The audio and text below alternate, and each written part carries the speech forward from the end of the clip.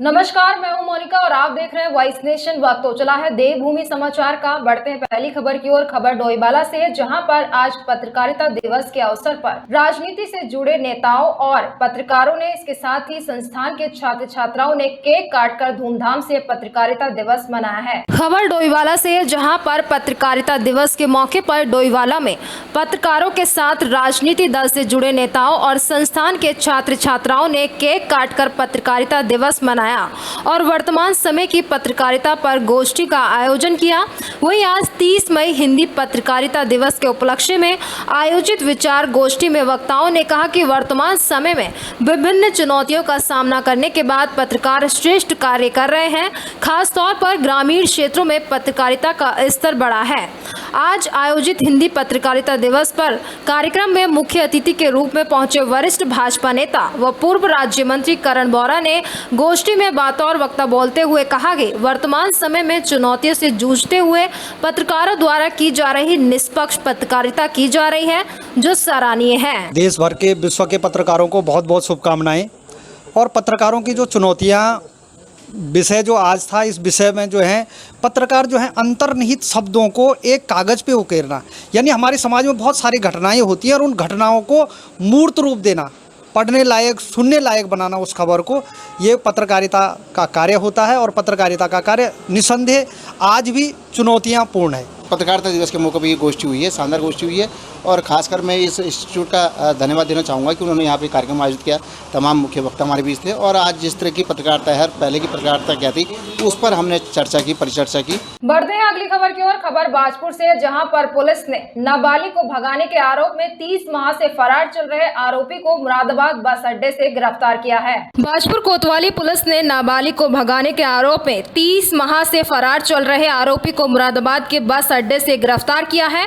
आपको बता दें कि बाजपुर कोतवाली पुलिस ने नाबालिग को भगाने के आरोप में 30 माह से फरार चल रहे आरोपी को मुखबिर की सूचना पर मुरादाबाद के बस अड्डे से गिरफ्तार किया है। पुलिस ने आरोपी युवक के पास से लड़की को बरामद कर लिया है। बता दें कि बाजपुर कोतवाली क्षेत्र के एक गांव की निवासी नाबालिग को एक युवक 5 दिसंबर वर्ष 2020 को बहला फुसलाकर अपने साथ ले गया था। पुलिस ने नाबालिग के परिजनों की तहरीर पर मुकदमा दर्ज करते हुए नाबालिग की तलाश शुरू कर दी थी। वहीं 30 मई को बाजपुर कोतवाली को मुखबिर से सूचना मिली कि युवक लड़की को लेकर मुरादाबाद के बस अड्डे के पास खड़ा है। सूचना मिलते ही पुलिस मौके पर पहुंच गई, जहां पुलिस ने नाबालिग को भगाने के आरोपी ग्राम नंदपुर नरका टापा निवासी सद्दाम को गिरफ्तार कर लिया। मामले का खुलासा करते हुए बाजपुर सीओ भूपेंद्र सिंह भंडारी ने बताया कि पुलिस से बचने के लिए युवक फोन का प्रयोग नहीं कर रहा था और समय समय पर अपना घर बदल रहा था। उन्होंने बताया कि युवक लड़की के साथ वर्तमान में जनपद बदायूं के गांव कड़ी बिछोला में किराए के मकान में रह रहा था। आज सुबह लड़की के साथ गुड़गांव जाने का प्रयास कर रहा था। उन्होंने कहा कि आरोपी युवक को गिरफ्तार कर लिया गया है, जिसे न्यायालय भेजा जा रहा है। देखिए, ये वर्ष 2020 में एक नाबालिग लड़की को भगाने से संबंधित ये 363 आईपीसी में ये थाना बाजपुर में अभियोग पंजीकृत हुआ था, जिसमें विवेचक के द्वारा जो है काफी कोशिश की थी उस समय इसको ढूंढ खोज करने के लिए, लेकिन इसका कहीं पता नहीं चला। इसके ये सद्दाम है इसका नाम, जो अभियुक्त है, तो इसका भाई एक सलमान था, उसने भी इस लड़की को भगाने में इसका सहयोग किया था, जिस कारण से उसको उस समय जो है अरेस्ट करके जेल भेज दिया गया था। इस अभियुक्त के खिलाफ इसके घर पर 82-83 की कार्रवाई भी की थी और काफी प्रयास किया गया था, लेकिन इसका कहीं अता पता नहीं चला। इसके पास जो मोबाइल था, वो मोबाइल भी इसने बंद कर दिया था। बाद में इसका अभी ये 2 महीने पहले एक इसके दूसरे वाले भाई का जो अरमान है, उसकी जो है फेसबुक में इसके साथ फोटो लगी हुई मिली थी।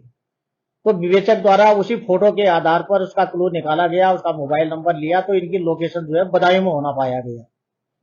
तो फिर विवेचक पुनः जो है वहां जाकर के जो है ढूंढ खोज की इसकी, तो ये लड़की वहां से बरामद हो गई थी, लेकिन ये अभियुक्त वहां बरामद नहीं हुआ। अभियुक्त कहीं मुरादाबाद साइड में था। आज जो है इसको मुरादाबाद से जो है गिरफ्तार कर लिया गया है अभियुक्त को। बढ़ते हैं अगली खबर की ओर। खबर डोईवाला से है, जहां पर परवादून कांग्रेस जिला अध्यक्ष के नेतृत्व में दर्जनों कांग्रेस कार्यकर्ताओं ने स्थानीय प्रशिक्षित बेरोजगारों के साथ तहसील में प्रदर्शन किया। इस दौरान जिला अध्यक्ष के एसडीएम से तीखी बहस भी हुई। डोईवाला तहसील में परवादून कांग्रेस जिला अध्यक्ष मोहित उनियाल के नेतृत्व में दर्जनों कांग्रेस कार्यकर्ताओं ने स्थानीय प्रशिक्षित बेरोजगारों के साथ प्रदर्शन प्रदर्शन करते हुए कहा कि स्थानीय लोगों के हक पर बाहरी प्रदेश के लोग डाका डाल रहे हैं। कांग्रेस नेता उनियाल ने कहा कि जब एसडीएम डोईवाला शैलेंद्र सिंह नेगी के सामने बाहरी प्रदेश के लोगों द्वारा गलत तरीके से स्थानीय निवास प्रमाण पत्र बनाकर नौकरी पाने के प्रयास का आरोप लगाया तो एसडीएम ने कांग्रेस नेता को साक्ष्य लाकर देने पर कार्रवाई करने की बात कही, जिस पर कांग्रेस नेता ने नाराजगी जाहिर करते हुए कहा कि बाहरी लोगों के स्थानीय निवास की जांच कराना शासन प्रशासन का काम है, न कि कांग्रेस का। इस मामले को लेकर एसडीएम और कांग्रेस नेता के बीच काफी तीखी बहस भी हो गई। कांग्रेस नेताओं ने बेरोजगारों के साथ खिलवाड़ करने वाली सरकार को कोसा तो बेरोजगारों ने भी अपने साथ अन्याय होने की बात कही। सिंह की भर्ती होनी है, उसके आप ये सब देख रहे हैं, सब स्टूडेंट्स हैं और ये डॉक्टर्स हैं, ये अभी यहाँ हिमालयन हॉस्पिटल में हैं, दूसरे अस्पतालों में ये लोग प्राइवेट जॉब कर रहे हैं। इन सब की जो सबसे बड़ी समस्या है वो है कि कई ऐसे लोग हैं जो दूसरे प्रदेशों से, स्पेशल राजस्थान, हरियाणा, दूसरे प्रदेशों से यहाँ आकर सरकारी जॉब के लिए अप्लाई कर रहे हैं और अप्लाई वो हो रहे हैं। अगर वो सरकारी जॉब के लिए अप्लाई हो रहे हैं, स्पेशल समूह गा की जॉब के लिए अगर वो अप्लाई हो रहे हैं, तो इसका मतलब स्थायी प्रमाण पत्र, जाति प्रमाण पत्र उनके पास है और उनको उत्तराखंड में रहते हुए मुश्किल से 5 से 6 साल ही हुए हैं। तो स्थायी प्रमाण पत्र तो उसी व्यक्ति को दिया जाएगा जिसको कम से कम 15 साल हुए हैं। तो आप उनका प्रूफ लेके आए, हम लोग कहाँ से प्रूफ लेके आए? प्रूफ कौन लाएगा? प्रूफ सरकार का काम है, प्रशासन का काम है। इस तहसील प्रशासन में अगर फर्जी ये स्थायी प्रमाण पत्र और जाति प्रमाण पत्र बनाया जा रहा है तो जिसने भी ये काम किया है उसके खिलाफ उचित कार्रवाई की जानी है। इन बच्चों का भविष्य आज अधर में है।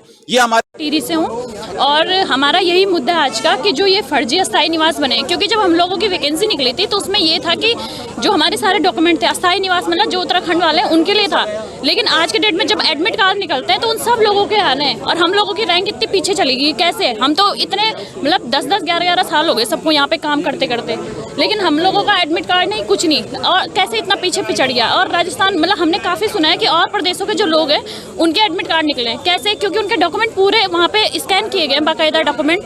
कहाँ से उनके पास इतने डॉक्यूमेंट्स आ गए?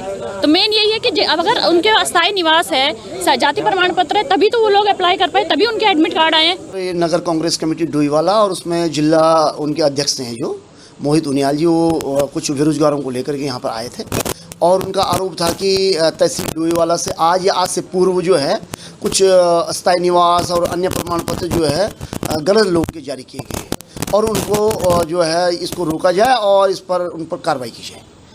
और उन्होंने कुछ कहा कि नर्सिंग की कुछ भर्ती हो रही है, उसमें उन लोगों ने अप्लाई किया है और इस तरीके का विषय है। तो मैंने उन्हें कहा कि यदि कोई इस तरीके का यदि गलत प्रमाण पत्र जारी हुआ है और आपके संज्ञान में है तो आप उसकी प्रति हमें दे दीजिए, हम उसको वेरीफाई करवा देंगे और यदि वो गलत पाया जाता है तो कमेटी के माध्यम से उसको रद्द करवाएंगे, जो एक प्रक्रिया है। लेकिन उनके पास कोई भी साक्ष्य नहीं है और कोई भी आरोप किसी पे भी लगाना है तो विदाउट साक्ष्य के हम लगा नहीं पाएंगे। यदि आप किसी भी ऑनरेबल कोर्ट में भी जाते हैं तो साक्ष्य का और पुष्ट करने का जो भार होता है वो संबंधित व्यक्ति पर होता है जो करता है। बढ़ते हैं अगली खबर की ओर। खबर बहादुराबाद से, जहां पर आज पत्रकारिता दिवस के अवसर पर प्रेस क्लब की ओर से पत्रकारिता दिवस धूमधाम से मनाया गया है। हैदराबाद में स्थित गणपति फार्म हाउस में प्रेस क्लब सिडकुल की ओर से हिंदी पत्रकारिता दिवस मनाया गया, जहां मुख्य अतिथि के रूप में आदेश चौहान विधायक रानीपुर ने शिरकत की और हिंदी पत्रकारिता दिवस के इस मौके पर आदेश चौहान विधायक ने कहा कि बहादुराबाद की जो पत्रकारिता है वे बहुत आगे बढ़ रही है और अच्छे से सभी पत्रकार अपना कर्तव्य निभा रहे हैं और मैं सभी पत्रकारों को शुभकामनाएं देता हूं और ये लोकतंत्र का चौथा स्तंभ है, राजनीतिक जागरण के लिए और वर्ल्ड में जितनी भी बड़ी बड़ी क्रांति हुई हैं उनके पीछे भी पत्रकारिता का बहुत बड़ा योगदान रहा है। हिंदी पत्रकारिता दिवस के इस मौके पर पूर्व विधायक सुरेश राठौर ने कहा कि मैं अपने सभी प्रेस क्लब सिडकुल बहादुराबाद के पत्रकारों को शुभकामनाएं देता हूं और सभी पत्रकार बंधुओं से अपेक्षा करता हूं कि अपने कर्तव्य को पूरी ईमानदारी व निष्ठा के साथ निभाएं। देखिए, आज तो बहुत सारी जगह कार्यक्रम थे, मैं आज ये तीसरे चौथे कार्यक्रम में हूँ।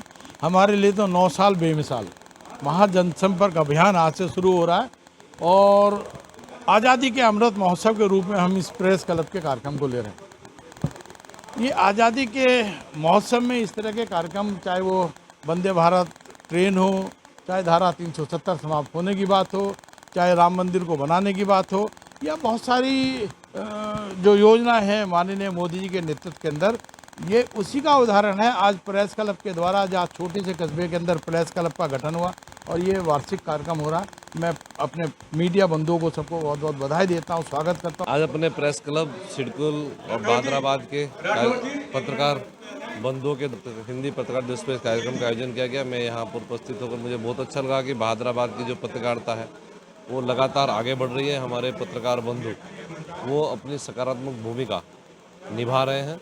मैं यहाँ पर भी पत्रकार बंधुओं को और शुभकामनाएं दी है। फिलहाल इस वक्त की खबरों में इतना ही। तमाम देश दुनिया की खबरों से रूबरू होने के लिए बने रहिए वॉइस नेशन के साथ। अभी दीजिए इजाजत, नमस्कार।